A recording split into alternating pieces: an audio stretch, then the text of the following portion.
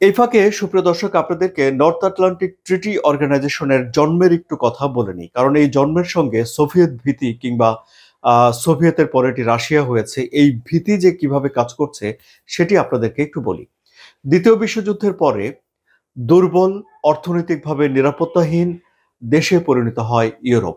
তখন ইউরোপের নেতারা চিন্তা করলেন যে তাদের নিরাপত্তার জন্য শক্ত একটা অবলম্বন করা দরকার।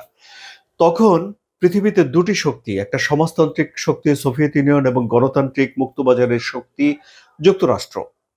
দুই দেশই দ্বিতীয় বিশ্বযুদ্ধে বিজয়ী দেশ, কিন্তু তারপরেও দুই দেশের ভেতরে গোপন প্রতিযোগিতা, প্রতিদ্বন্দ্বিতা বাড়ছিল কিভাবে বিশ্বে তারা প্রভাব বিস্তার করবে। এবং এই পরিস্থিতিতে গিয়ে ইউরোপের নেতারা যুক্তরাষ্ট্রের কাছে যান এবং যুক্তরাষ্ট্রের তখনকার প্রেসিডেন্টকে তারা বোঝান যে তাদের নিরাপত্তা দরকার। এবং যুক্তরাষ্ট্র তখন চিন্তা করে দেখলো যে যদি ইউরোপের উপরে তাদের প্রভাব না থাকে, তাহলে রাশিয়া সেই প্রভাব বিস্তার করে ফেলতে পারে।